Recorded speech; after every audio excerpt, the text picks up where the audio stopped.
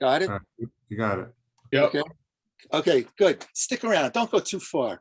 Okay. So now we're getting back to horseradish, and you all know you've had a bottle of horseradish in your house, I would think, at one time or another.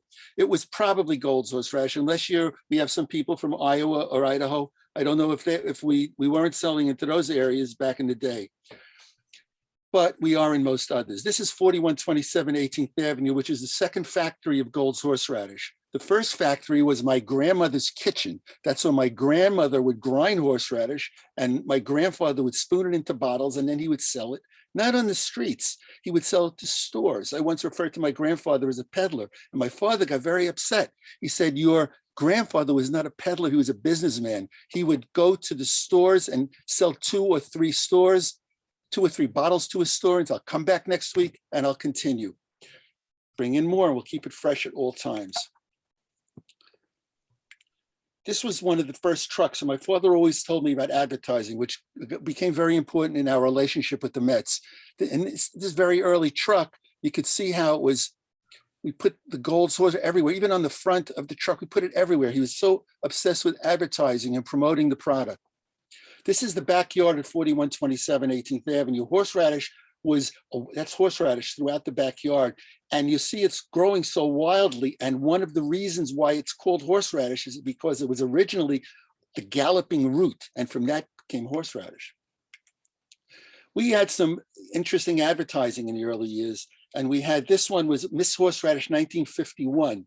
And then we did it again in 1952. I was about 5 years old, so I don't recall what the success of it was.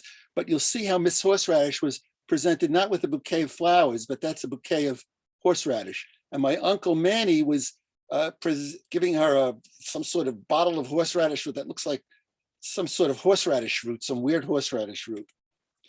One of our sister items was borscht, and an ad that my father came up with in the late 50s, early 60s.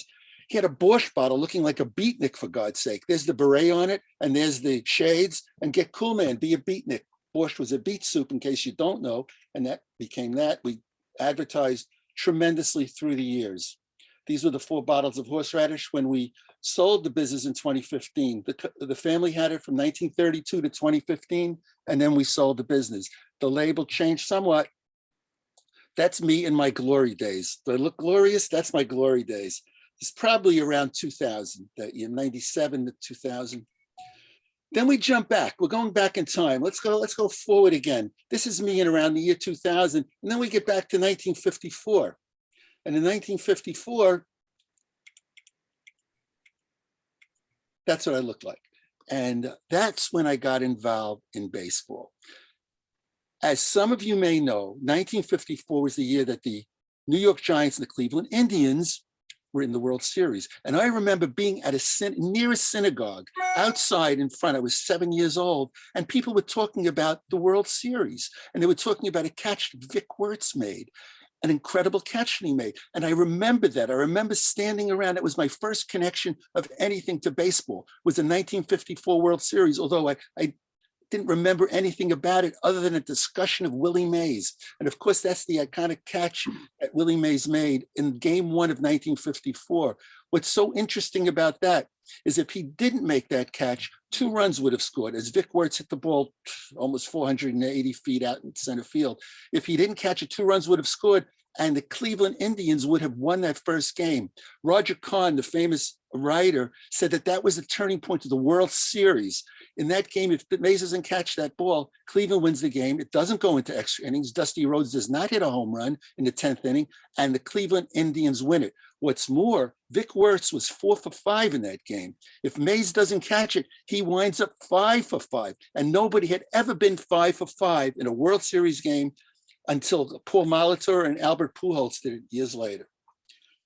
So I was a fan. That family was fans.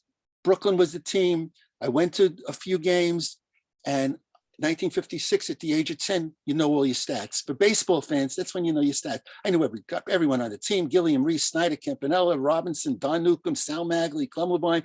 In the 1956 Dodgers, at the age of, before I was 10, I was 9, I was obsessed with it. And I watched as many games as I could. Same thing next year, 1957. Became a big fan. Now I was over 10, and it became my so much of my life was baseball, when all of a sudden it left. I didn't really understand what was happening. The Dodgers were moving to Los Angeles, and they were not going to be in New York. And I was still a fan. At that age, you don't say, "Oh, to hell with them. I'm going to switch. I'm going to be a Yankee fan." You can't be a Yankee fan. But I just didn't absorb that. In 1958, suddenly, I couldn't watch a game. There were no games to watch. They didn't start until 11 o'clock. The game would start at 8 o'clock, and it wasn't even televised. I couldn't even listen to a game. It was a terrible way for a super traumatic, not only for me, but to enter into this twilight zone, which went from 1958 until the Mets started in 1962. There was just, baseball was so tough, and I still found a way to root, and I did. This is me in January of 1963. And now, I always thought of myself as dorky looking, but I don't look that dorky. Well, the glasses, maybe there was some dorkiness, but I didn't look so dorky. This is at my brother Steve's bar mitzvah. That's my brother Jason down there in front of me. And now I'm desperate for baseball, just desperate for baseball. To go back to 61, and I can't get enough. There's no chance to get it. I decided to send a letter to Buzzy Bavasi. Walter O'Malley was the bad guy. I didn't know any better, because since then it's been determined, and it's crystal clear, that it wasn't really all O'Malley's fault that the Dodgers left Brooklyn and the Giants left also. There were other things involved. But then I hated Walter O'Malley. He was the bad guy. And I sent letters to Buzzy Bavasi saying, "Can't you get the Dodgers back to Brooklyn? Can't you get them back to Brooklyn?" They never answered any of those. What I decided to do was I sent a letter to a sport magazine. They had something in the magazine. I don't know if they had it in later years. It stopped at one point, Fan Club Notes. And I decided to start a Bring Back the Brooks fan club. I didn't get any response. Then I smartened up. And this date is this is June of 1962. That's when this issue came out. And I had in there, I requested to be placed in there to start a New York Mets fan club, which is what I did. Started a Mets fan club. They put this thing in there for information on the New York Mets fan club. Write Mayor Gold. Mayor Gold. I'm Marc Gold. I'm not Mayor Gold. Now it doesn't matter what your name is or what you are, nothing. But back in 1961, 62, it was embarrassing that I was a girl. It was embarrassing. Look at that sport magazine. I had that in there where my fan club was starting, and on the top it says the National League, one of the greatest teams of all time, 55 Dodgers. Hank Aaron's in there. Whitey Ford, if you can see that, hopes and fears for 1962. What kind of hopes and fears? He just had his greatest year he ever had, 61. That 61 Yankee team was one of the greatest of all time. Shadow hanging over the Cincinnati Reds. It should have been hanging over the Reds after they lost that World Series in 5 games. A letter was written by tons of people, 48, that they wanted to join this fan club. So I now I had to put together a newsletter, and I put together a newsletter. There was an article in New York Journal American by Stan Fischler, the hockey writer, and he did a whole thing on this new fan club that this dopey 14-year-old ringmaster of the first fan club in honor of Casey Stengel's menagerie. Why should anyone be a Met fan, he asked me. It's so much easier to be rooting for the Yankees, but you can't root for the Yankees. That we all know that if you're a Met fan. I kept detailed score of every game. This is a 1966 game. And what I had in the scores, not only did I score everything, but I had my own comments, key plays, and getting Mays, McCovey, and Alou out with a man on third. So I got into it so much. I also had the lower right. I called Corkers of the Day, and Lindsay, Ralph, Bob, and Casey Stengel, because I didn't like Casey Stengel. Me and my buddy Alan Kravitz, we didn't like Casey Stengel. He would bring in pitchers the wrong time. He would put pinch hitters up. He had Jay Hook pinch hit when he had Gil Hodges on the bench. It was just, mistakes were made that we thought we never liked Casey Stengel, which I know it's Sean to talk as Casey Stengel chapter, but that's how we felt then. Now I have when I saw Casey Stengel hit his inside the park home run in that World Series inside park, with that video that's out there, that was astounding. Started the fan club. This was the Met Maze was the name of the fan club. And I put all this fan club hits new peak with the 46 members, including the Bahamas. Then I had a story about the Mets sail and then sink. Wasn't that great the way I put sink? I thought I was so creative the way I did sink. The Mets won 9 out of 12 games, and then they sunk. They lost 8 straight. They won the 9 out of 12, Milwaukee, Chicago, Philadelphia, went west, Giants, Dodgers, St. Louis. I didn't put Houston in. I hated Houston. I never called Houston the Houston Colt 45s. They were the Houston Colts. They were just ponies. They weren't guns. They were ponies. That was the competition. The Colts was the competition back in the day. They joined the National League at the same time as the Mets. And we're not going to think about first place. We're going to think about just beat out the Colts. Couldn't beat out the Colts until 1968. Mets play by like major leaguers. And I said in this is in September of 62 is the article. And I said, do you remember Tinker to Evers to Chance? Of course, Tinker to Evers to Chance, a great double play combination. Well, I had one for the Mets, Neil to Keneal to Throneberry. I put Neil to Keneal to Throneberry on a par with Tinker to Evers to Chance. Got a letter from the Mets. I sent the Met Mays to the Mets, and Tom Meany sent me back. Tom Meany was the director of public relations for the Mets back in 62. He sent me back a note saying that Casey Stengel thanks me and congratulates me on the Met Mays and appreciates the support of the team and is hopeful we won't disappoint you. He disappointed me. He disappointed me. It's in 62 and 63 and 64. Always, they couldn't win. I talked about, this is the October-November issue of Met Mays in 1962. And I talked about the Mets having potential speed. How many stolen bases did they get that year? 16, 15? I didn't check that one out. I know Rod Keneal led the Mets with 6 in 1963. But in that year, I said potential speed. What kind of potential speed? With Joe Christopher, Rod Keneal, Elio Chacon, Jim Hickman, he had speed. Rick Hersher, Sammy Drake, who, in parentheses, who really moves down the line. And of course, Richie Ashburn. And sufficient power with Thomas and Throneberry. I put out in this magazine, I had a Met test where all interesting stuff I thought then as a 14-year-old. I had the Met test was where in 50 words or less, write the biggest clutch hit of the season. So there was someone named Leo Lariche, and he wrote something about 50 words, and I edited it down to about 12 words. He got so upset. He said, give me my 45 cents back, 45 cents a year with the dues. I don't care about these Mets being your dopey fan club. Met remarks, quotes, interesting quotes. Ralph Branco, who did the pre and post game show with Howard Cosell called Clubhouse Journal, said, if Roger Craig was still pitching for the LA Dodgers, his one-loss record would be in reverse. 10-24 would have been 24-10. Could have been. Gave out certificates on a Met of the Month. I picked a Met of the Month and sent a certificate. I see how I had beautiful work that I did on making a certificate on my father's mimeograph machine. I used stencils and look at that logo that I put in. I thought it was so wonderful. Here's the Polo Grounds. This is opening day 1962. That's the Pirates there. So this is opening. I remember it as being a rainy day. There's no one in the stands. It was a rainy day that day. And Sherman Roadblock Jones pitched the first home game for the Mets ever in 1962. And his lifetime record with the Mets turned out to be 0-4. 62 program. 62 was a great year. Great year. Now you have to listen to this. This is the introduction to the first Mets exhibition game. Now, with Lindsey Nelson, Bob Murphy, and Ralph Kiner. They'll be your play-by-play team for the New York Mets here on WABC Channel 77. Lindsey Nelson, Bob Murphy, and Ralph Kiner up in the booth now. Clubhouse Journal has been brought to you by the Beneficial Finance Company, Boax Food Stores, and Seabreeze. This is Howard Cosell reporting. Well, folks, here's the game. The Mets versus the Cardinals. Your announcers, Ralph Kiner, Lindsey Nelson, and Bob Murphy. Take it away, fellas.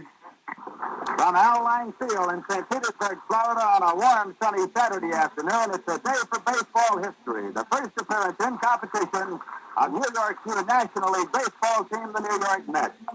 Hello, everybody. This is Lindsey Nelson welcoming you to this free... Amazing. That I had gotten a reel-to-reel tape recorder 2 years earlier for my bar mitzvah. And I taped everything. I taped the first Mets exhibition, the first game at the Polo Ground, the first road game, the first game against the Dodgers. I taped everything.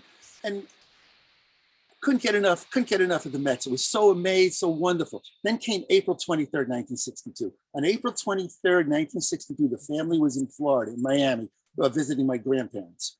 And we went to a game, a Class D game, which was in Miami. the minor leagues back then, it wasn't just AA, AAA, single A. It was also Class B, Class C, Class D. This was Class D. And we went to the game. Miami Marlins was the name of the Florida State League team in Miami. And at that game, I witnessed the rarest of rares. I witnessed an unassisted triple play. And the player was Ernesto de la Oza. He was a shortstop on the Marlins. And the line drive to the shortstop with the runners going, stepped on second, tagged the runner coming into second. Unassisted triple play. It marked it a big TP6 on my scorecard. And time has a way of just changing things.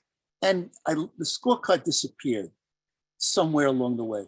And in my memory, I thought it was an unassisted triple play, but maybe I was wrong. Maybe it was unassisted double play. Maybe it was something else. But during that game, there was an announcement over the loudspeaker that the New York Mets had won their first game ever.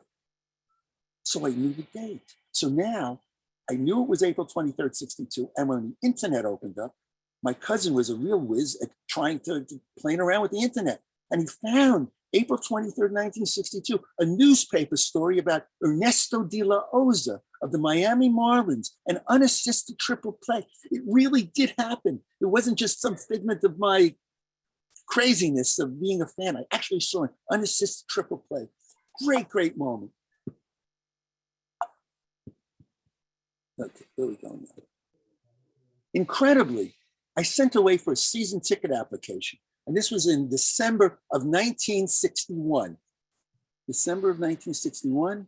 Let's see if I can blow that up. See the postmark, December 26, 1961. And I got the season ticket application. What kind of 14-year-old kid sends away for a season ticket application? But I did, and I got it, and I still have it. This was part of the application, the promotion. By purchasing season boxes at the Polo Grounds, you will get various things, including access to the Met Lounge. Wow, unimaginable pleasures. A Met Lounge, what could that possibly be?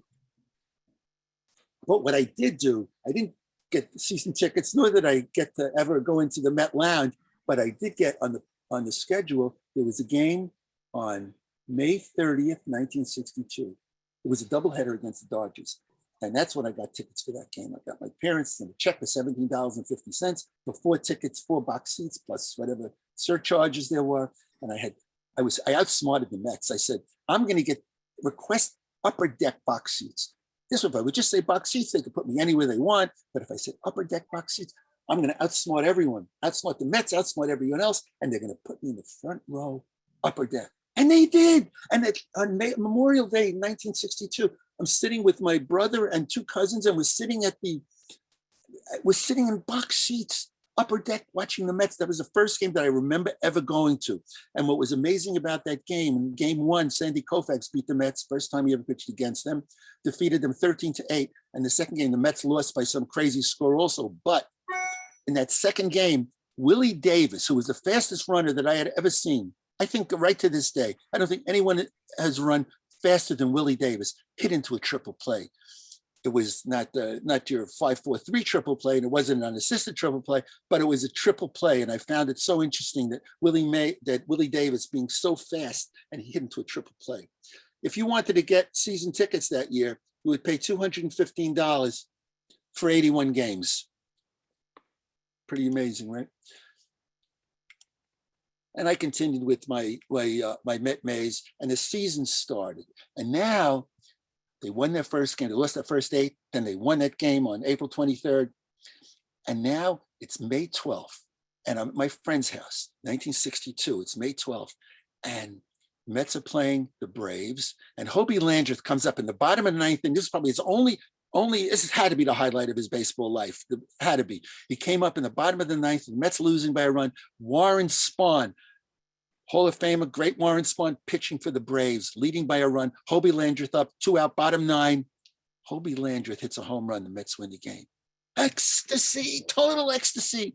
And I remember the picture, and I was going to look this up and find it and put it in the presentation, but I just didn't. There's the great picture of Landreth rounding third while Warren Spahn is walking off. from the pitcher's mound. And that's a walk. It wasn't called a walk-off home run in 1962. It was called the game-ending home run. But you saw how that's why it's called walk-off. When that popped into the system, I'm not sure when. Bob Murphy was amazing. He would say, after a first game of the doubleheader, oh, this is such a nice day. It's so beautiful. Come on, if you're in the area, come out to the Polo Grounds, catch the second game. We didn't, stayed home. Gil Hodges comes up in the bottom of the ninth inning of the second game. It's a home run. Mets swept the Braves. One of those great, great, great days. Frank Thomas, this is the original Frank Thomas. He is Frank Thomas in my book. The original and the number one is Frank Thomas. Interesting story about Frank Thomas and Gus Bell. Both of them were on the opening day lineup of the Mets in 1962, and they were traded for each other prior to that because Bell was a player to be named later originally, and he wound up going back to, I think it was Pittsburgh. I'm not sure if it was Pittsburgh or Chicago, maybe in Chicago. He was the player to be named later. So I have to look up the details of that, but great trivia question. What two Mets started opening day and were traded for each other? Interesting. Thomas but he hit 34 home runs, 94 RBIs, August 4th, 1962. One of the greatest days of my life. Mets are playing the Reds, the nationally champion Cincinnati Reds, led by Freddie Hutchinson with Frank Robinson, Vada Pinson, great, great team. I went to this game alone. I did that so often. I'd go alone. I'd take a sandwich from the house and I'd get a Coke at the game, and I'd come with my scorecard and I'd just sit a doubleheader, a Sunday doubleheader was the greatest thing. I went there, sat up, got comfortable in the upper deck of the Polo Grounds. Game one, the Mets win the game. This is in Cincinnati. The Mets won 40 games all year. They won 2 games that day. Frank Thomas was the star of the second game. In game one, though, the Mets won 9-1. And what I remember most about that game is Roger Craig got on base in the first inning. He was a pitcher, one of the worst hitters. Maybe Bob Buell was worse, but Roger Craig was one of the worst hitters. Got on base. Mets scored a bunch of runs in the first inning. They won the game. Choo-Choo Coleman got 3 hits in that game. Rod Caneal was a star. And I developed feelings for intense like for all of these players. When you go to a game at that age, and you don't go to many, many, many games, you go to one game that sticks in your mind what these players do, and you become fans of those players. Game one, they win by a lot. Game two was raining a little bit, and you worry now, what is it going to rain? And I'm going to miss the game. And was the game going to be called? And they started the game, and it's such a relief when that happened. It was such a relief that they decided to play game two. What's an interesting thing about that game, Chris Cannizzaro was a very bad hitter and wasn't much of a fielder, but he had a great, great arm. Very bad hitter, great arm.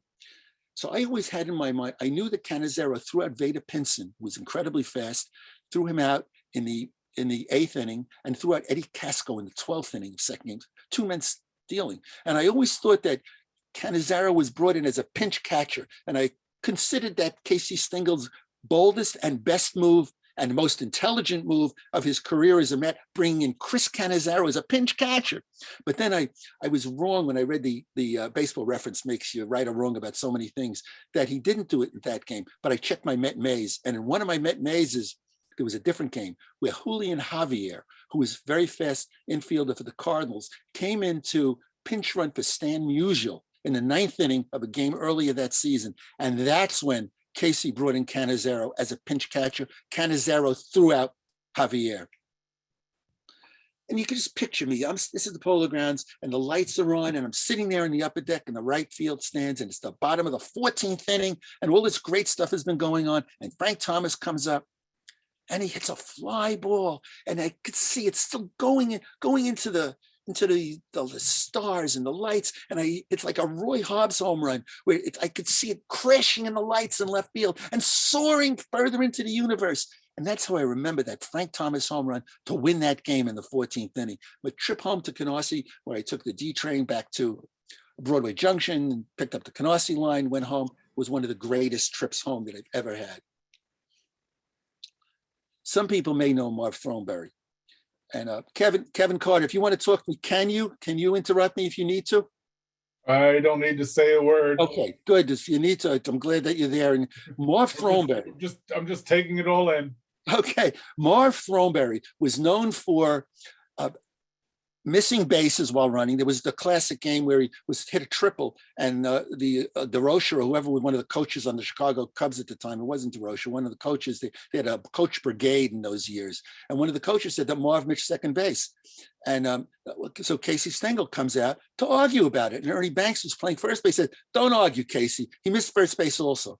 But that's what Marv was known for. And you've seen the video of Marv getting in a rundown, trying to catch someone in a rundown, chasing someone across home plate. That was Marv Throneberry. But the one thing he could do is hit. He hit 16 home runs that year. It was second to Thomas in home runs. And there was this incredible game on August 24th. This is 3 days before Kevin Carter was born. And I made him aware of that. So this is, Marv has his greatest moment. And then I'm sure your parents had a great moment 3 days later. Marv Throneberry comes up in the bottom. The Mets are losing by 3 runs going into the bottom of the 9th inning. And Keneal gets on base and Ashburn gets on base. And many Mets coaches are thrown out of the game. 5 of them. Cookie Lavagetto gets thrown out for arguing a call. Casey Stengel takes over at first base, gets thrown out for arguing.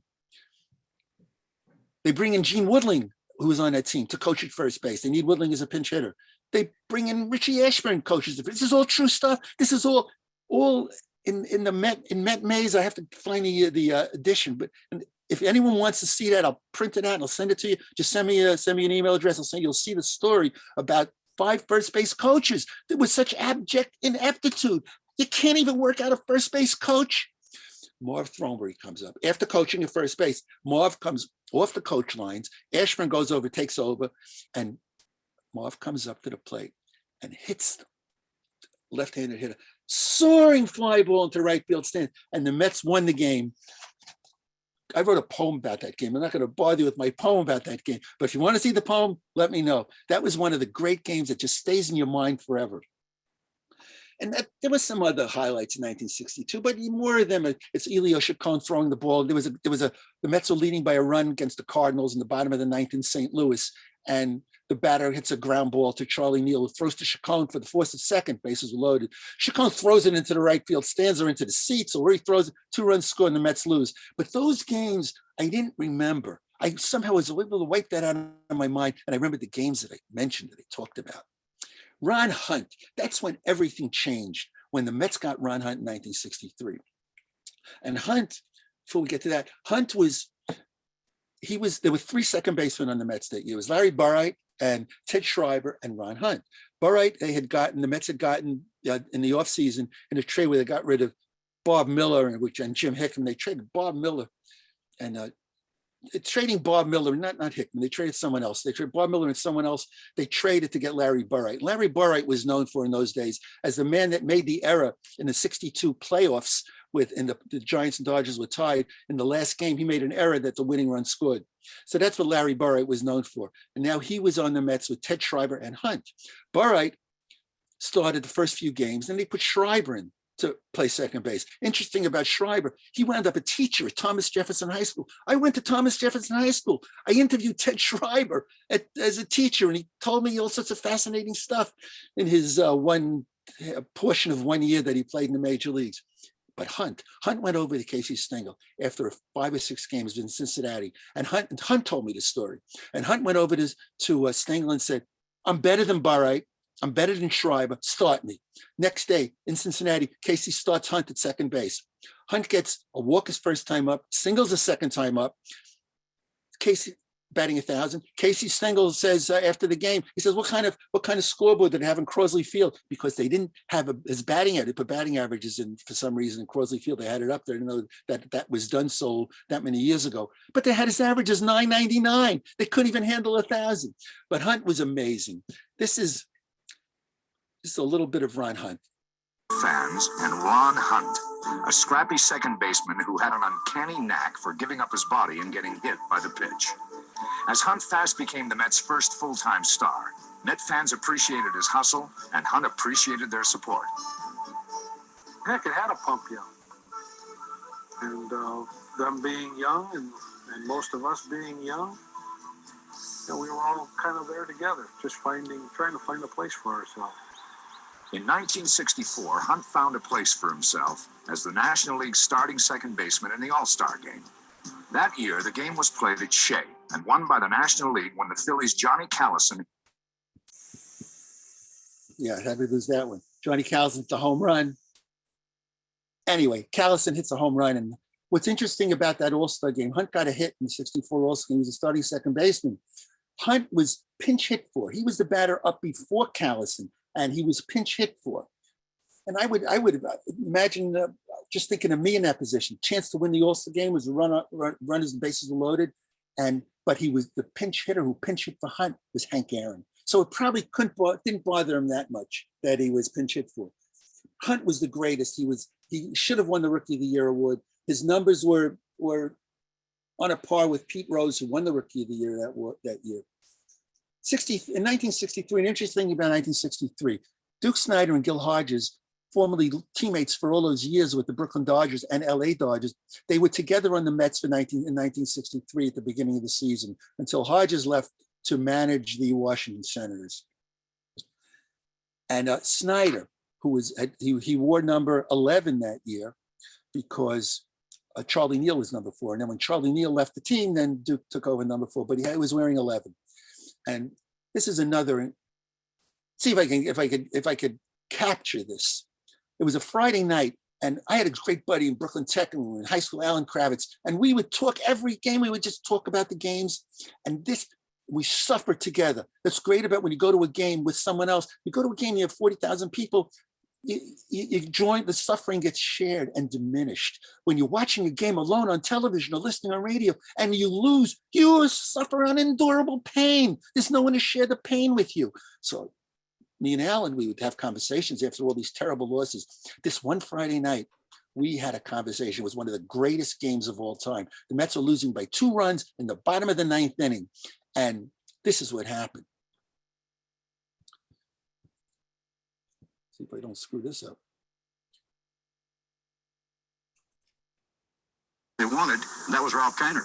Well, we all got there, and we stayed there for 17 years. To the left third, 900 seconds. Down 2 and 2 to Snyder.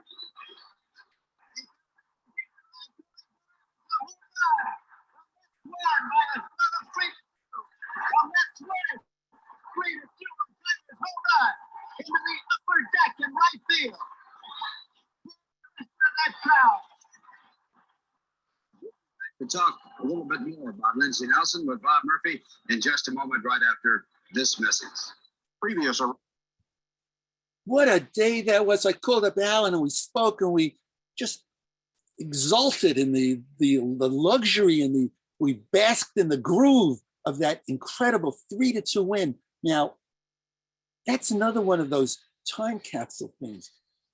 There was no film of it. It was all in my head, all in my memory, until the video came out on that there was that a video. The Mets put out something in 1986, but then YouTube got it, and that really happened. To see that home run again in black and white, in glorious black and white, which is what I saw then. A couple of days later, Jimmy Pearson had joined the Mets. Didn't do much with the Mets, but he had 99 home runs in his career. And he said when he hits his 99th, which is 100th home run, he's going to run the bases backwards. We were at the game. Alan and I were at that game. We saw Pearson run around the bases backwards. Just astounding stuff. This is Tim Harkness. Unless you're really into the Mets, you don't know Tim Harkness. He was a Dodger, came to the Mets. And I like Harkness. He's a good fielding first baseman. Kranepool was the man, though, that should have. The Mets screwed up Kranepool. They should have given him more of an opportunity. He's 17 years old. See, he's sticking in the minor leagues. You don't have to keep him up. And he was under so much pressure to get to hit. And he just, by the time he was 24, they talked negatively about Kranepool. If he would have been in the minor leagues for 3 or 4 years, he probably would have had a better career. He did have 17 years with the Mets, and there's nothing to sneeze at. Harkness was with the team in 63. And in 63, not every game was televised. The Mets did not televise home games during the day. And so during the day, they didn't televise all the home games. And this particular afternoon, they didn't televise. And I listened to it on the radio. You should listen to it. And the Mets, it's tie score, goes into extra innings. And in the top of the 14th inning, Billy Williams hits a line, man on base, 2 out. It's a line drive into left field Frank Thomas, love Frank Thomas, of course, comes dashing in, and Thomas tries to shoestring with 2 out man on first. Why do you shoestring? They making this thing with shoestring. It goes into the left field. It goes into Yatzmachai at the Polo Grounds, turns into an inside the park home run. Mets are now losing by 2 runs as we go into the bottom of the what inning was it? Bottom of the 14th inning. And what's interesting about that game is also Carl Willie, who was the #1 pitcher on the team. What Willie did was he pitched 2 innings in relief after pitching a shutout 3 days earlier. Harkness comes up with bases loaded, 2 out, tie score. Another stupid, and Jim Hickman gets thrown out at third at the beginning of that inning. The Mets are losing by 2 runs, not tie score. The Mets are losing by 2 runs, and Hickman gets thrown out at third base, but the Mets still manage to load the bases. And Harkness comes up, left-handed hitter, and he hits it into the right field stands. Mets grand slam. Mets win the game. One of the most amazing wins. And Thomas and Harkness got 4 hits each. And what you're looking at now is Tim Harkness. This is the clubhouse of the Polo Grounds. And it's before you would get calls to come out and take a bow after a game. This was before those days. I didn't know from that. Maybe it did happen in 1940 and 1950, and people were called out of the dugout after to take bows. But Harkness, look how embarrassed he is. He's standing out there, and all the crowd is going nuts. And you could see how hyper. They're all like a bunch of Marc Golds. They're all there. Look at this guy. It's going nuts. That's Tim Harkness up there. And Harkness is up there just having one of his great moments of his life also, I'm sure, which was incredible. The Mets lost so many games. They were it was pathetic. They lost so many games. They were 51 and 111 in 1963. Improvement over 40 and 120, 63. Jim Hickman, I thought he should have been better. He had some good years with the Cardinals, with the Cubs, and with the Mets. He was one of our stars. This is one of the great games. Also in 63, one of these memorable games. And I'm babysitting for someone down the block and watching the game. It's on a Friday night. And Roger Craig was in the midst of an 18-game losing streak. How does a pitcher lose 18 games in a row? Anthony Young managed to beat that. And I was at the game with my daughter when Anthony Young record was when he won a game to break his 27-game losing streak. But Jim Hickman, Craig is 18. Roger Craig's record is 2-20. How does a pitcher have a record of 2-20 in the major leagues? He was 2-20 going into this game, having lost 18 games in a row. And Hickman comes up in the bottom of the 9th inning. The score is tied. Earlier in that inning, tie score, Tim Harkness pinch hits for Craig. So Craig's out of the game. So if the Mets do not win it that moment at the bottom of the 9th inning, Craig will not lose, but he will not break his losing streak. Jim Hickman comes up. Polo Grounds, if you take a look at the Polo Grounds, left field, which is where Hickman hit the home run, it's that, you see the little auxiliary scoreboard up there? The auxiliary scoreboard it's like an overhang over the left field wall. So it's an overhang. And so Hickman hits a fly ball to left field, deep left field. Billy Williams is going back, and I see Billy Williams camping under the ball. But the ball hits the scoreboard, grazes the scoreboard on the way down, just clips the scoreboard. Grand slam. Hickman saves Roger Craig. Roger Craig had changed his number from 38 to 36, then changed it to 13 for this game. He changed it for this game. So whether it was voodoo or hex or whatever it was, the losing streak was over on that incredible day. It's really hard to believe the Anthony Young story. It was a sad story. I'm not going to even get into that. He passed away in the last year. That'll be another time.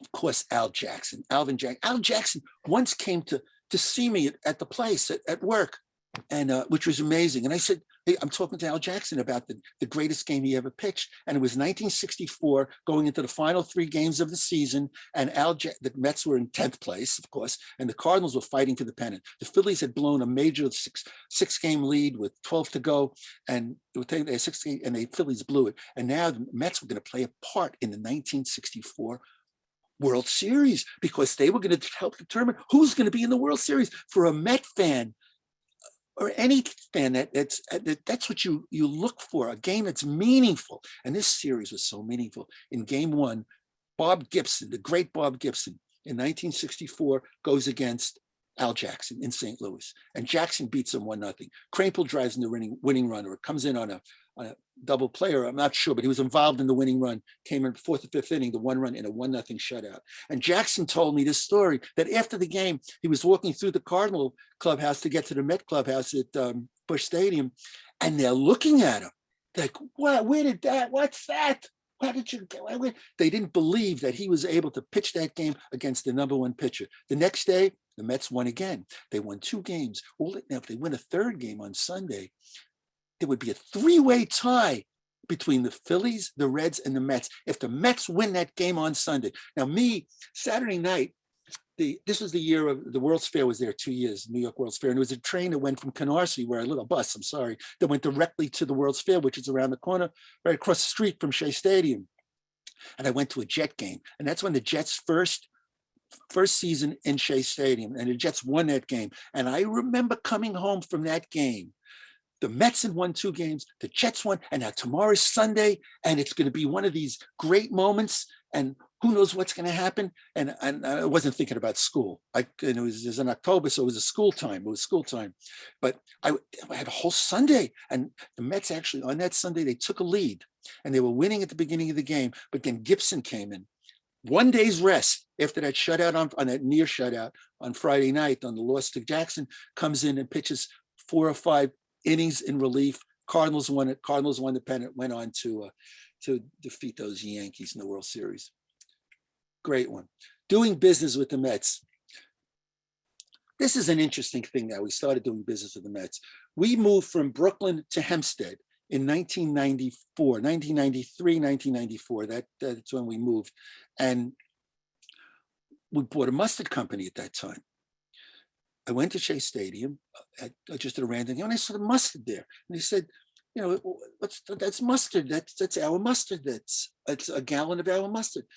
Shortly after that, I get a call from the Mets, and Paul Danforth calls up, and he says, I'd like you to come. Can you imagine? I'm sitting in my office, and the receptionist who answers the phone says, Mark, the Mets are on the phone for you. What? The Mets are on the phone? What? I said, I couldn't, why would the Mets want me? But it's amazing. And so I pick up the phone, it's Paul Danforth. And he says that, why don't you come on and like you understand your mustard is in Shea Stadium. I'd like you to come by and, come by the office. I said, okay, I'm coming, great. So I put on my tie, I combed my hair, it was a little blacker back then. And I went to Shea Stadium and I met with Paul Danforth. And as I walked in through the lobby, seeing all this great Met stuff on the walls, I passed Doubleday's office, I passed Wilpon's office, and I sit down with Danforth, and he says, we carry your mustard at Shea Stadium. I think you should be a sponsor. So I said, Now I had to catch myself. I couldn't get too excited about it because I couldn't let them say, I just couldn't get too excited. I had to be a businessman, I was a negotiator. So I had to play it cool a little bit. But I said to myself, holy shit, we're gonna sponsor the Mets. That's the most amazing thing in the world. And we make a deal to do an ad in the program, and wasn't too expensive relatively. And we did an ad in the program. So now 62, let's get back to see what else we can get here. So now this is the mustard that was in it's actually a different label. We changed the label to this one once we were aware what was going on. And we put an ad in the Met program about this unique deli mustard. We did a makeshift bottles that we had. And there's the Polo Grounds. I had to get the Polo Grounds in there. Don't forget, this is 1997 now. I jumped, I should have made that clear. This is now we're in 1997, but I had to get the Polo Grounds into our Met ad. And we had some great questions on here. One of the questions, and if Kevin Carter, if you want to monitor this in the chat, the first 10 people, the question is, name the 10 third basemen of the 1962 Mets, 10 players who played third base. And the first person who mentions a name it's not repeated by someone else, I'm going to send them a great pin. I don't know if you can see this pin. Can you see that in there? It's a pin. It's a pin that we gave out on our first promotional day, which was a Little League bat bag. But anyway, if you want to get involved in that, it's a great pin, great thing to have. So I put in an ad with all sorts of questions and how many Mets were in the opening day lineups in 62 and in 63, which were Roger Craig and Charlie Neal and Frank Thomas. That's an easy one, but the 10th third baseman, that's a tough one. And we got a lot of press out of that in the in Newsday about, we decided to make it a retail item, the mustard. And this became a retail item. And this is an ad that we put in, early ad. As the years went by, I did different ads. This was in 60, what was this? This was in 80, this is in 2002, all times, it's a save records for every Met. In 62, who led the Mets in saves with 4? Craig Anderson. In 63, Larry Bernard led with 4. Even as late as Harry Parker in 74 led with 4 stolen bases. But I just love that. But the Mets wanted us to get involved more. So they said, let's do a promotional day. So that's a little more expensive. Now, meantime, I'm putting these great ads. Look at this great. This is the kind of thing that people like us, SABR people, would go to a game and see a page like this in the program. Now you can't get a program, there's 150 pages. But who first baseman in 62 was Hodges, 63 Harkness, and all those years of Kranepool, Clendenin, Milner, Kranepool. I did it with every position. 4 times I put Hunt. This is all I picked them. This is what power I had to put the players down that I wanted to be in there. So we did all these ads, and somehow we put the packet, the packets where you need a screwdriver and pliers to open up. We were telling the packets, and I thought it was so great because everybody that got a hot dog would get a packet of ketchup, packet of mustard, and it would just put our names. Great advertising. It was like demo. Not only were we demoing, so I'm combining this business with it. And then we started doing bobblehead promotions. First, we did a bat bag in 2001. Then we did bobbleheads 13 consecutive years. I don't think there's any other sponsor that has done 13 consecutive years of a bobblehead. And in a couple of those years, like 2006 with David Wright, we were the only bobblehead that the Mets did. Bobblehead started around 2000, a little before that. The Giants did something with Willie Mays. The Mets did a Seaver and a Mookie Wilson bobblehead. But aside from that, this was our bat bag that we did in 2001. And I pictured every little leaguer in the city walking around with a little league bat bag. And on one side it said Mets, and the other side said Golds, and it was great. Of course, my partners didn't think it was such a great idea. So we were carrying on with all this Met crap. I thought it was a great idea. Maybe it was, maybe not. This is the pin that if you want to send in your guesses for who the 10 Mets who played third base in 1962, that's what I'll send you. We also did a Cyclone pin that year when they started. And we did various ads for the Mets in right field at Keyspan Park in Brooklyn, where the Cyclones played. I thought it was a great idea to put an ad right by the foul line, whether that was right or not. This was our first bobblehead, Mike Piazza. And that's interesting because we did the Little League bat bag, and it was so expensive that there were 4 of us. It's my brother and 2 cousins. And we never voted on anything. We did whatever we wanted. And that's why we were so successful, because we did what we wanted. And no, unless someone was some egregious, something that's wild, something like this. But we had meetings in the hall. That's how we'd have meetings in the hallway. But so my cousin said, I'm not going to do this anymore. My brother said no. One cousin said, do whatever the heck you want. And my other cousin said, if you can get the Mets to do a Piazza bobblehead, I'll go along with it. And I called Paul Danforth, and I talked to Danforth. I said, we're not going to do it. We're done. And we're not going to be doing it. He said, I have to check to see if he can get it, get the Mets to okay it. If Piazza wants to do it, they did. And we did the Piazza bobblehead. And the next year, the Mets were great. They put in pocket schedules. They gave us a few thousand pocket schedules with our ad on the back of the pocket schedule, which was great. I would send it to all the buyers and all the customers and the bobbleheads, sending it to our buyers. They loved it. They put it on the wall at the office, and the Franco bobblehead. Franco bobblehead was the second one. He was. I wanted that little C on it because he was the captain that year, and they put the C on it, and then they go through all of these Kazmatsui. And when you think about all these bobbleheads, Kazmatsui was never quite. I was told that Kazmatsui is going to be another Ozzie Smith. That's how it was put to me. Do Kazmatsui, but he wasn't quite another Ozzie Smith. They did every year. They would give us the pocket schedules, and when we did the Matsui promotional day, where the first 15 or 20,000 people would get a bobblehead doll, the Mets allowed us to put the wasabi sauce, a new item we had in Shea Stadium. Interesting thing, getting back to Matsui.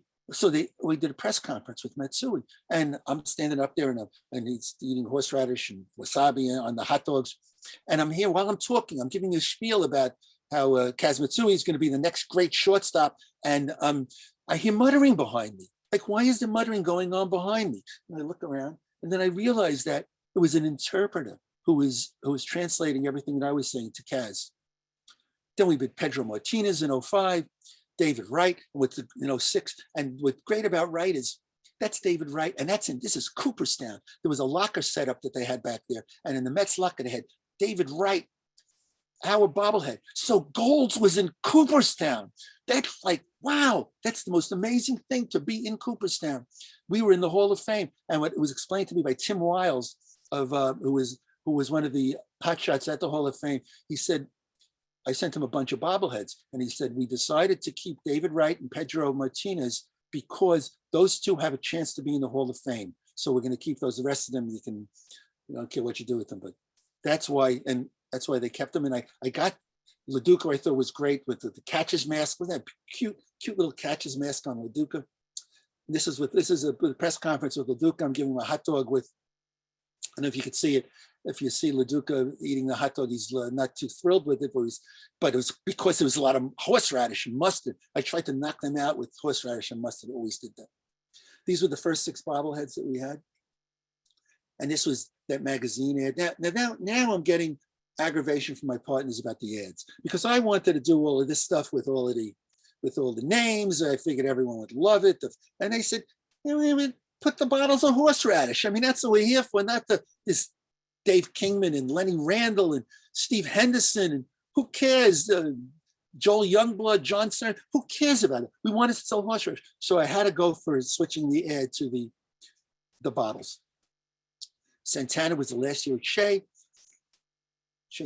Stadium, and K-Rod. When we did K-Rod in 09, this was the first year at Citi Field. What the Mets did this thing where they had a blurb. You're not going to hear any sound on it, but this is what they put on the week before the game on whatever network was on Sports Channel, and they mentioned goals. I got a great kick out of it, and I thought it was important. It just increased our visibility by so much.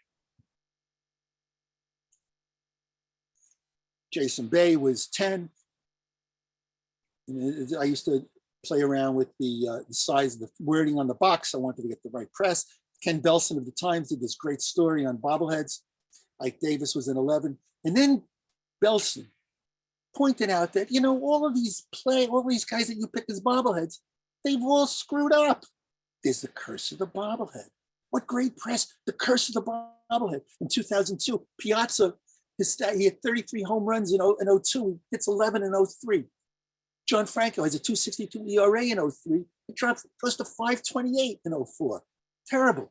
Kaz Matsui, I told you, Ozzie Smith, but he only played next year after his bobblehead year. He only played in 87 games. Pedro Martinez in 06, he was a bobblehead in 05. What happened to Pedro Martinez in 06? He fell in the dugout. He wasn't able to be in the playoffs. Why did he fall in the dugout? Because he was cursed.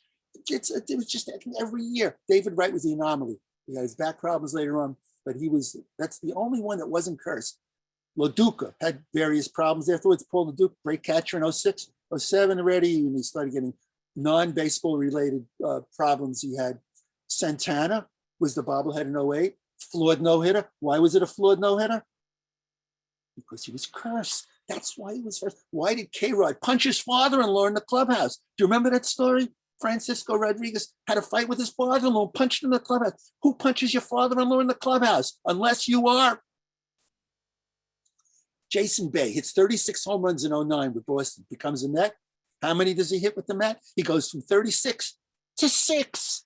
Now, that's not just because you're not a good ball player. There has to be something beyond good ball player. There has to be something, some sort of thing from the stars. Ike Davis was great as a rookie, so we made him the bobblehead in 2011. He crashes into David Wright, and the two of them are never the same. Davis' career goes downhill. Wright comes back, has a couple of good years.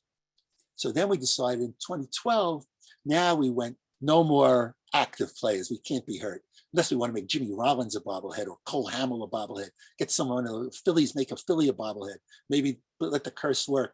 But Keith was the bobblehead in 12, and then in 13 was Dwight Gooden. The great year about Dwight Gooden, the great thing about Dwight Gooden is that, Steinbrenner, I don't think we're gonna have time for the Steinbrenner story, but with Dwight Gooden, he was the bobblehead in 13, and he sat in the dugout. We had a kid. We had the right to throw out the first pitch as part of our, as part of the deal when you sponsor a day, that day you can pick someone to throw at the first pitch. So we had someone from Hurricane Sandy throw out the first pitch in 13. There was a tragedy that this kid had with a family member.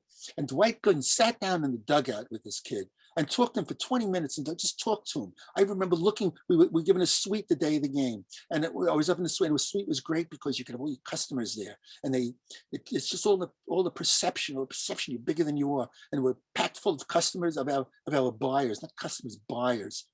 The Stop and Shops and the Pathmarks and the Costco's and the BJ's of the world, all up there. Dwight Gooden is talking to this kid for all those hours. Let's see if I can get to this one. Where is that? Dwight, yeah. So part of the deal was, on that day, was supposed to get a banner. You see that banner? There was supposed to be one on either side on the first base, third base of the camera wells, plug for the advertise, part of the whole deal. So I look down there and I see it's not there. Catherine Marquette was our Met contact who was in the suite with us. And I said, Catherine, where's the sign? I noticed the sign's not there. And she starts texting away and she tried to find the signs. And I said, Catherine, get Dwight Gooden to come into the suite. And if he comes into the suite, all is forgiven. That's the line, fine line, businessman, fan. It was a deal breaker. It's an expensive thing, this project of a promotional day. And it's a deal breaker, or it's something to negotiate down. But I didn't. I said, just get Doc up here. And so she stops that texting, and now she does other texting. And she tells me, Doc will be up in 10 minutes. And Gooden comes into the suite, and he's signing there was a day of his promotion, of the bobblehead promotion. He's signing the doll, he's signing the boxes, he's taking pictures with whomever wants to take the pictures with him. And he's just a gem. Dwight Gooden is an absolute gem. And even my brother came over to me, who was always against doing these deals. He said, not bad, because that was amazing. The Mets were always so cooperative. They always did whatever. Curtis Granderson in 14, nothing wrong about Curtis Granderson. When 15 came around, he was so instrumental in the success of that 2015 team. This is what I got from the Mets when they took those two bobbleheads of David Wright and Pedro Martinez, because it's a contribution. They gave me a lifetime pass to Cooperstown because they gave him a couple of dolls. It was unbelievable. They haven't used it yet since 2013. We advertised with the Long Island Ducks. And when the Long Island Ducks, they were run by Buddy Harrelson. He was the manager of the team, and he was a key person. I don't know if he was involved in ownership. He may have been Kevin Carter. Do you know if he was involved in ownership with the Ducks? I don't think so, but could have been. And so Harrelson, he comes to the place with someone I'm talking with at the Ducks place, and to make a deal. And Harrelson comes to the place, and there's Bud Harrelson, and I'm talking to him like I'm talking to you. It's so frantic. I'm frantic. I'm seeing Bud Harrelson. I saw him play in 1963. He came up. Did he come up in 63? Or no, it was a little bit later, probably 65 or 66. But there's Bud Harrelson, great shortstop in the 69 Mets. And we're talking, and he had gotten, if you recall, in 1973, he got into a fight with Pete Rose, Rose slid into second base. Harrelson was shortstop. Rose barreled into him like he did so many times. And they get into a fight, and Orlando Cepeda's involved. Not Orlando, confusing teams. But there was a fight. And the next year, I'm watching the game, and Harrelson hits a home run. Rose is playing left field, and Harrelson hits the ball over the left field stands at Crosley Field. Crosley Field had that incline left field that Ron Swoboda used to fall in all the time. He hits a home run over Rose's head. And Harrelson told me, as they were crossing paths, after the inning ended and Rose was coming in from left field and Harrelson was running out the shortstop, Rose looked at him and said, "What was that?" That was the only home run Harrelson hit that year. We got involved with other teams. We got involved with the Tampa Bay Rays, and even the Boston Red Sox. Couldn't get involved with the Yankees. It's a long story, the George Steinbrenner story. So unless Kevin gives me the okay to do that, I'm not going to talk about that one. But it's a long one. We'll have to do it at another time. Okay, because it's a great one. And we got involved with the Red Sox, and that we wanted to do a promotional day with Babe Ruth, the pitcher, as a bobblehead for the Red Sox. My son told me that it's 100 years. It's his 100th anniversary. So it's a perfect thing. In 2015, let's do a Babe Ruth bobblehead. And we had the work done on the doll. We had the box made up. And what the Red Sox did, they get a little blurb on the company and about us, the picture of our old truck, and Babe Ruth Bible, but the Ruth family didn't give us the approval to do it, so we couldn't do it. We did a Louis Tiant promotional day with the Red Sox, and Pedro Martinez, when he was put into the Hall of Fame in 2015, they had a mini Hall of Fame plaque, and it said Golds on it. That was the deal that we made with them, the promotional day with the Red Sox. In 15, we did a DeGrom Gnome because we just decided to get away from it. It's another long story. I got to meet DeGrom. Then the Mets had Met Alumni Days, and this will be the last story. The Mets had Alumni Days in 2019, which is, I said to someone, who did I say it to? That was the last, when was the last time it was real baseball? And he said 1974 or something. And I said, true, but the last time that there was some sort of organization was 2019, before the pandemic. And they had a day where Jack Fisher Met Alumni Days. Jack Fisher, old Met, Felix Millan was there. There's Jack. And Ron Hunt was there. And I'm driving, I happen to be going to the game that day with my wife. And we're on the way to Citi Field. And Sean calls up in the car and he says, Dad, Ron Hunt is going to be at the Alumni Day today. I said, what? Hunt is my favorite Met. I loved Kranepool, but Hunt is my favorite Met of all time. And Hunt's going to be there. So we got there. I think I could have gotten a ticket. I got there so quickly. And I got online to, and he was in where they have their museum, the Met Museum. There's stand tables there where the players would sit there, and Hunt was sitting there. And I come over to Hunt. And while I'm talking to Hunt, I'm jumping around too quick. While I'm talking to Hunt at the table, Jay Horwitz says, "Come on, sir, move on. You're taking too much time," because there was a lineup of people to see Hunt. Taking too much time. So my wife says, "I thought you retired," which is pretty funny if you know the Jay Horwitz story. There's a picture of me. I had known Jay for a number of years, and so I get the I'm going wild talking with Hunt at the table, and then I get booted out by Horwitz. And I asked someone, is Ron Hunt any of his family members around? And someone said Ron Jr. is there. So I walked over to a point. I was pointed out. Ron Jr. was pointed out to me, and I went over to Ron Jr. and I said, "Is it possible for me to have an interview with Ron?" And I had done some stories for the Staten Island Advance, and I knew that they would put that, if I did a Ron Hunt interview, I'd get the story put in. And he said he was going to ask his father, and he'll let me know. The next morning, so I'm having a great day at the game. I met Hunt. This is like when you meet your idol. I guess we can all identify it when you meet an idol from when you're a kid. And all of a sudden, it's all those years later. It's special. It's special. And this was special. The next morning, it's a Sunday morning, I check out a voicemail, and Mark, this is Ron Hunt. I understand you want to do an interview with me. Again, I freak out. I just freak out. To Sunday, I just freak out. He said, "Can you come down to the hotel where I'm staying at? I'll be there. Can you come by about 12 o'clock? It was about 10:30. And I live in Staten Island. Not a bad trip, but it's still Sunday, and I'm still, like rub my eyes trying to wake up." So I quickly get dressed, get ready to go. I asked my son, Sean, how should I want to be able to record this on the phone, the conversation I had with Hunt. And I couldn't remember what he told me when I got there, but I had a nice big notebook, and I took about 40 pages of notes. I get to the hotel. So I get to the hotel, and it's 5 minutes to 12, but I don't get to the hotel. I get to 2nd Avenue, and I can't find parking, of course. You can't find parking. I can't find parking, and I'm looking around for parking, and then I see they have a barricade on the block, on the hotel that was there, the police barricade. So I went over to the cops and I said, "Officer, I sleep in the hotel. I'm at the hotel. Can I get through the barricade?" Cop nice enough. He said, "Yeah." So he let me through. And besides, the good thing about it was that because there was barricade, there was parking right in front of the hotel. So I went to the hotel. I sat down with Ron and Jackie Hunt, and Jackie told me a story. There's so much to tell you about Ron Hunt, which I need another episode just to tell you about it. But Jackie tells me a story, and she said Carlton Willie, who was a pitcher on the '63 Mets, they lived in the same. They were friends. Hunt and Willie were friends, and they lived nearby. And they would always park. There would be a place on Coogan's Bluff, right by the Polo Grounds, where the players would park. And Carlton Willie's wife was late for a game one day, and she got to the gate, to the parking, and they said, "You can't get in here. It's only for players." She said, "Why can't I get in? You can't. It's for players only." And she said, "I'm Carlton Willie's wife." And the security guy said, "Willie May's wife? Sure, you can go right in." She got a spot. That's Jackie Smith. Jackie Hunt told me that story. And then the story was printed in the Advance. It was One, it was just so great. Something very strange is happening this year. And the Mets were doing well. And then the Alumni Initiative talk about a couple other things. But one of the highlights of my baseball horseradish experience was getting to meet baseball royalty. Who is baseball royalty? Rachel Robinson.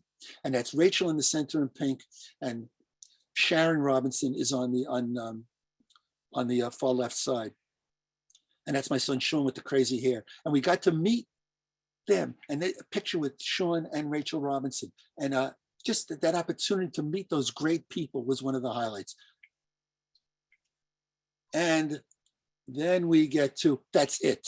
So there's a lot more to say, and we'll try to do it another time if we can. But when I think of those years and that Hunt's, this quote by Hunt, which you heard earlier, is it's so true that we were all together in it together, whether it be me and Alan Kravitz and all the other crazy fans that were young, and most of us trying to find a place for ourselves. And we were on the same page as Ron Hunt and Ed Cranford. Well, Mark, Thank you. Thank you so much. I don't know if everyone could just stay muted for a second. Mark, can you see the chat box? No. If you click on the bottom, it says chat. There is a litany of comments. If you could just rifle through it, or I can rifle through it and ask you. I'm going to stop share. And now let's see if I can get it. Live the bottom, there's a chat. menu. Got it. Okay, got it.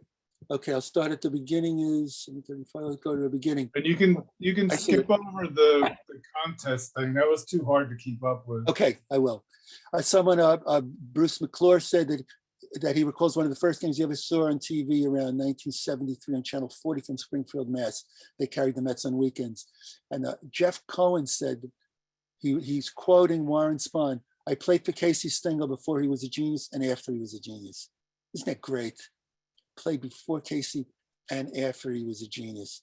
And interesting about Warren Spahn, Hunt told me that Warren Spahn, he was on the same team as Hunt in 65 when he got hurt. And Spahn would pitch to him and pitched him while he was trying to get himself back together again, get his body back together again. And eventually Hunt was together and Spahn was on the Giants now. And Spahn pitched against Hunt, and Hunt hit 3 doubles against Spahn. That's because he had so much batting practice against Warren Spahn. Was it the way an expansion team was admitted that made them so bad, or were there more factors? Well, the Mets had to get people on the team that fans knew. So they got a Clem Labine and a Gil Hodges and the old Dodgers, and Johnny Antonelli was a Giant, never played for them either, but he was one of the first people they got. That's what they were competing against the Yankees. So in order to get people into the game, they had to do that. Also, they were taking rejects. The way expansion worked was each team would reserve X amount of players. Everyone else would be available. And some players were lucky, but Frank Thomas was not an expansion draft player. He was a trade that got Frank Thomas. Richie Ashburn, I believe they got him the expansion draft. He led the team in hitting with 311, led the team in hitting in 62. And he was the best player aside from, in addition to Thomas. But Ashburn, that was his last year. So maybe the Cubs, he played for the Cubs the previous year, all his big years with the Phillies. Maybe that's why they left him off the list. There are pictures around during the Mets years. You just have to dig around, and I need Kevin Carter. You want me to? I'll just read the end of the poem. I'm just going to read the end of the poem, not the whole thing. Here's the poem. It's 3 stanzas. This is the game where Marv Thornberry hit the home run, and Marv was not called marvelous because he was marvelous. He was called marvelous because he was not marvelous, always making mistakes, as I outlined. But if you remember, he was a coach, and the last thing I said was, "But Coach Marv." So there were now 2 down with Ace Face on the mound. As Keneal bunted sly and Choo-Choo with an eye, we fans had to take stock. Marv left the first base box. He now lifted 3 bats, and we shook as we sat. Thousands focuses on, praying, hoping for one. We'd give all we do own if Marv would just drive 3 home. But the pitch comes from Face, and Marv swings it to the grace of the Yankee he was a Yankee earlier, as the polo grounds buzz and off deep goes the ball over the right field wall. Wow, that was a great moment. And that was the first base coaching was all documented in the Met maze that I had there. Let's see. Should have been Rookie of the Year, Alan Kravitz. I know Alan Kravitz.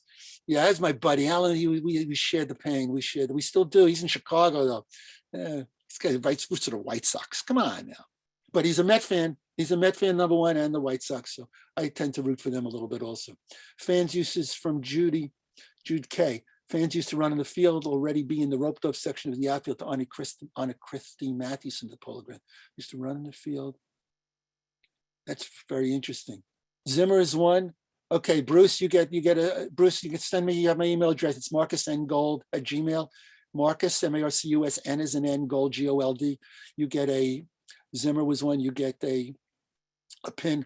And Matt Pearlstein, you get one for Cliff Cook, he was one. Rod Keneal is one. Joe Christopher.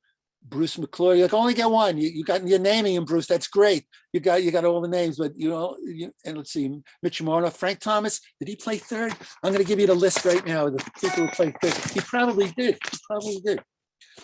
Okay, it was Chacon, Cliff Cook, Sammy Drake, Rick Hersher, Jim Hickman, Keneal, Mantilla, Charlie Neal, Frank Thomas, yes, and Don Zimmer. Send me your address.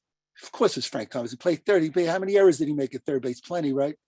How'd you get Sammy Drake and Rick Hersher? Matt, either you're very old or you cheated. Either you're very old. No one knows Sammy Drake and Rick Hersher. But you get the pin. That's great. I'll be able to keep this list, won't I, Kevin? Pumpsy Green was not on that team. Pumpsy Green was. Yeah, I think the chat will be on the. I'm not sure. I have to check into that. Oh yeah, what guitars you have there? It's great. Should hear you play something, right? Richie Eshman did not play third. Charlie Neal, yes. Elio Chacon. Harrelson is a part owner of the Ducks.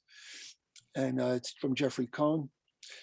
And in 74, the Mets are playing in Riverfront. No. Oh, in 74, right.